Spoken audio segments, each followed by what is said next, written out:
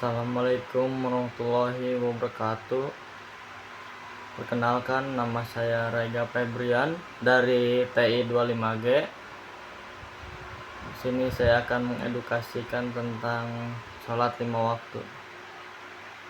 Puji dan syukur mari kita panjatkan kepada Allah Subhanahu wa Ta'ala, serta salawat dan salam semoga tercurah kepada baginda Nabi Muhammad SAW. Teman-teman yang dirahmati Allah, tahukah kamu apa amalan yang pertama kali akan dihisab di hari kiamat nanti? Jawabannya adalah sholat. Jika sholatnya baik, maka beruntung dan selamatlah ia. Namun jika sholatnya rusak, maka merugi dan celakalah ia. Lewat edukasi singkat ini, saya ingin mengajak diri saya pribadi dan teman-teman semua untuk mengingat kembali pentingnya menjaga sholat 5 waktu dan mengapa kita tidak boleh meremehkannya. Kita semua pasti mendambakan hidup yang tenang dan teratur di tengah kesibukan harian yang padat. Sadar atau tidak, Allah Subhanahu wa Ta'ala telah memberikan sebuah media istirahat terbaik yang hadir 5 kali dalam sehari, yaitu sholat 5 waktu. Sholat bukan sekedar gerakan fisik atau rutinitas yang menggugurkan kewajiban. Sholat adalah tiang agama, sebuah bentuk komunikasi spiritual yang langsung menghubungkan seorang hamba dengan penciptanya. Apa hukum sholat 5 waktu? Mendirikan sholat 5 waktu hukumnya adalah fardu ain, wajib bagi setiap muslim yang sudah baligh dan berakal. Karena sifatnya yang sangat mendasar, sholat menjadi perbeda yang nyata antara seorang muslim dengan kekufuran. Dalil dari Al-Quran, perintah untuk menjaga sholat secara tepat waktu ditegaskan oleh Allah Subhanahu wa Ta'ala dalam surat An-Nisa ayat 103, yang artinya sesungguhnya sholat itu adalah fardu yang ditentukan waktunya atas orang-orang yang beriman.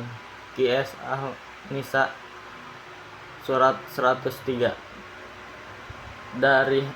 Dalil dari hadis.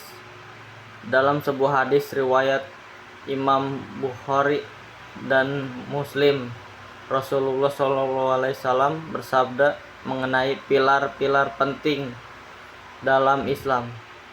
Islam dibangun di atas 5 perkara: bersaksi bahwa tidak ada sesembahan yang berhak disembah selain Allah dan Muhammad adalah utusan Allah, mendirikan sholat, menunaikan zakat, haji ke Baitullah, dan berpuasa di bulan Ramadan. Hadis riwayat Bukhari nomor 8 dan Muslim nomor 16. Mengapa sholat begitu istimewa? Ada satu alasan kuat kenapa sholat tidak boleh kita tinggalkan dalam kondisi apapun, bahkan saat sakit sekalipun. Ada keringanan untuk sholat sambil duduk atau berbaring. Alasannya karena sholat adalah amalan penentu. Rasulullah SAW pernah mengingatkan kita dalam sebuah hadis riwayat Abu Daud dan Tirmizi, sesungguhnya amalan hamba yang pertama kali dihisab pada hari kiamat adalah sholatnya. Jika sholatnya baik, maka beruntung dan sukseslah ia. Namun jika sholatnya rusak, maka merugi dan celakalah ia. Hadis riwayat Tirmizi nomor 413 dan Abu Daud nomor 864. Pembagian waktu dan keutamaannya. Setiap sholat yang kita jalani dari terbit fajar hingga malam hari ternyata membawa keberkahan, terdiri dari subuh, waktu pelaksananya itu sejak terbitnya fajar. Kalau zuhur, saat matahari tergelincir ke barat hingga bayangan benda sama panjang dengan aslinya. Asar, dari habisnya waktu zuhur hingga matahari terbenam. Maghrib, dari matahari terbenam hingga hilangnya syafaq. Isya, dari hilangnya mega merah hingga sepertiga malam atau sebelum subuh. Manfaat nyata sholat dalam kehidupan sehari-hari. Selain bernilai pahala yang besar di akhirat, sholat yang didirikan dengan benar dan khusyuk memberikan dampak langsung pada kepribadian kita sehari-hari. Pembersihan dosa kecil. Rasulullah SAW mengibaratkan sholat 5 waktu seperti mandi di sungai yang mengalir di depan rumah sebanyak 5 kali sehari. Kotoran dosa-dosa kecil tidak akan tersisa pada diri kita. Mencegah perbuatan buruk. Sholat bertindak sebagai rem darurat spiritual. Seseorang yang sholatnya benar akan malu untuk melakukan kemaksiatan atau merugi orang lain.